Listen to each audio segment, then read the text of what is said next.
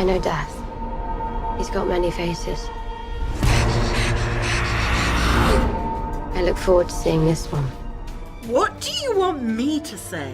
Nothing. Do you want me to start saying something? I'm saying good things Yeah, about I don't you. know, it feels I felt pretty on the instant edge. connection. A lot of memories, cuts and bruises, and some And lovely friendships that will last a lifetime. I just can't wait till it's all over and then we can talk about it. Yeah.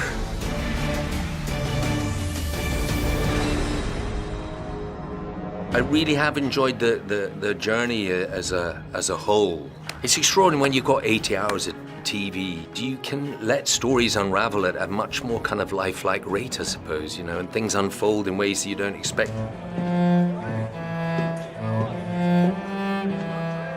Red Wedding. That episode was just crazy. The Lannisters send their regards.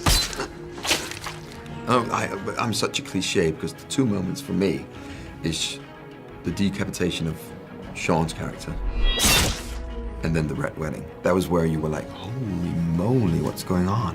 Where's my father? I want to see my father. It will all be over soon, Princess. For whatever reason, I think I was in an emotional space that night when I watched it, and I didn't know it was coming. Was Shireen's death. I can't. There's no other way. She's King's blood. Lord of Light, protect us! Please, father! The light is... Oh, and With her father Yeah. watching. Like, come on. That was really upsetting. I felt I couldn't climb up out of that mood for a while after seeing that. I saw the king. He's got hundreds of people. How many times have I told you, no climbing? For Bran, I just think he's had the most extraordinary character arc because in the first episode, it's kind of made clear that Bran is not a very strong contender in the Game of Thrones world. He's now become one of the most powerful characters in Westeros, and I think it's just a really great message for one of these, you know, these characters whose weapons are their minds. Ravens. We need to send ravens. Yeah, it's more brain than brawn, you know. The pie flicking thing, the pigeon pie. Getting pigeon pie on that. Arya beautiful flicks face. pigeon pie at me, and I remember like overacting the hell out of that scene. Arya! And everyone laughing at me. I'm not your traveling companion. We are traveling together, in each other's company. Therefore, Shut up. I love going on the journey with Peter Dinklage.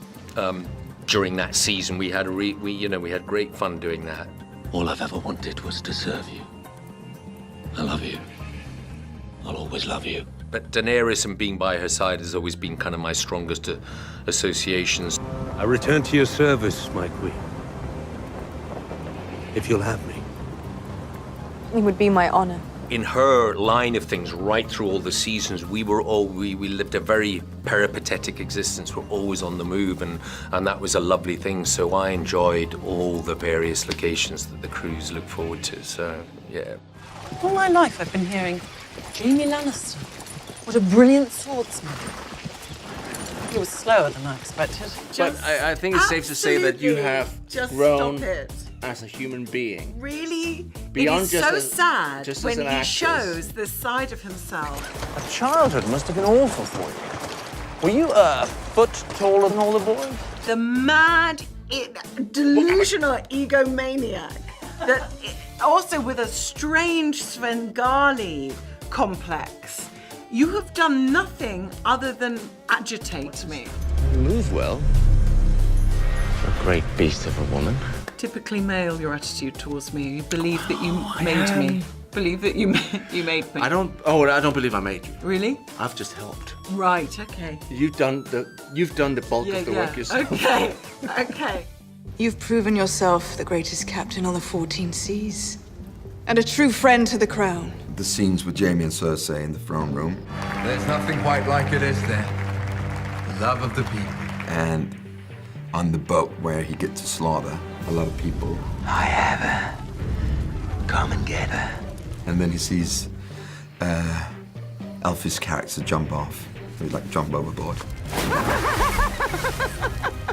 Season 7 was fun for my character. I think probably the best time I had filming was season 7 with the loot train. I had a whole month in the Spanish hills there with an incredible bunch of people, you know, and creating that battle. For Bronn to have his kind of moment of glory, I was really pleased because I was itching for a bit of action because I'd been a few seasons without any decent battles. And that was really fun to do.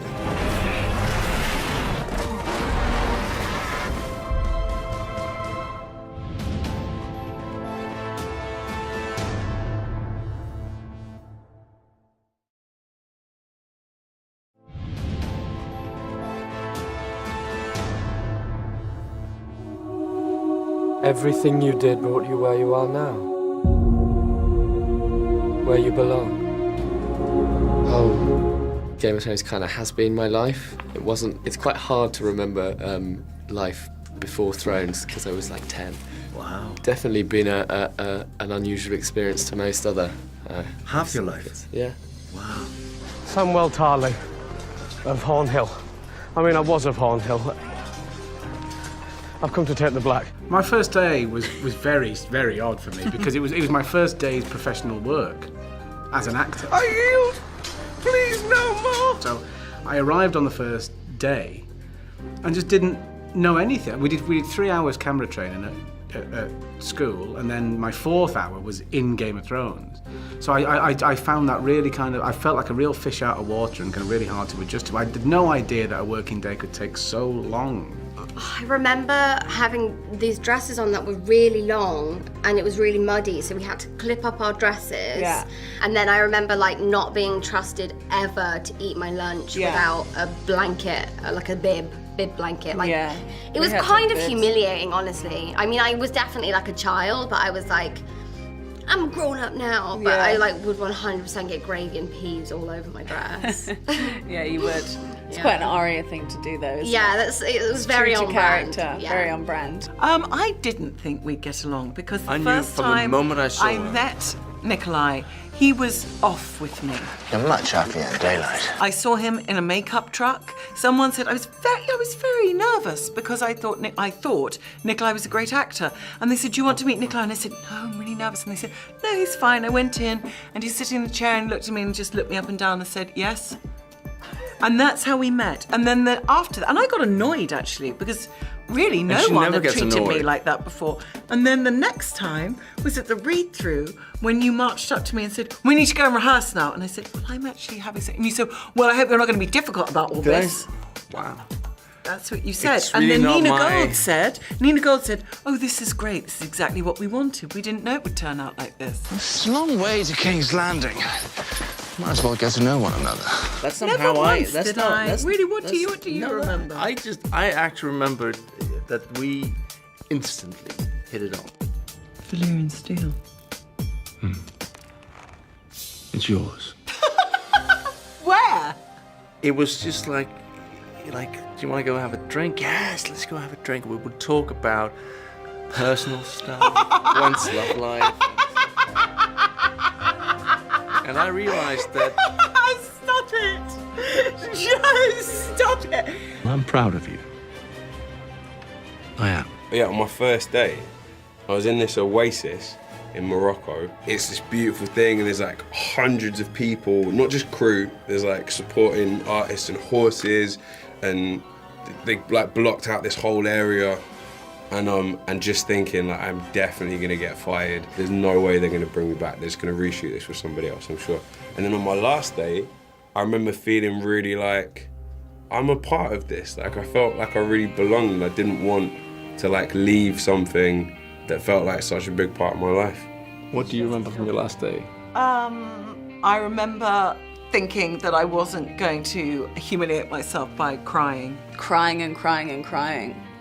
Yeah. It was connected to 7 years of your life, and it sort of all passed through me, and I just got extremely emotional. I was kind of just in denial. I remember just trying not to think about it, doing everything I could to not think about it. Yeah. I thought that I was on for another couple of days. I had no idea it was my last day, so I was just totally bewildered and lost. Went home, had a cup of tea, and 2 hours later, I think there were tears in my eyes going, oh my God, I'm not going back. Yeah, it was weird. They would say cut, and I'd think, oh my God, this is it, and I'd like start crying, and then they'd be like, Moving on to the next setup, and then I'd have to like be like, okay. Save it. Keep it together. Keep it together. You couldn't deal with it at the time because you were still working. So you had to kind of suppress all those kind of emotions. And finally, there was 3 of us finished at exactly the same time. And I was trying to keep a stiff upper lip, as they say. But once the first person started to go, my chin started wobbling. And then the second one, then it was gone. I couldn't be all manly. It was a relief and something very sad and something nice as well, because you feel like you're given everything and everything has an end, even Game of Thrones.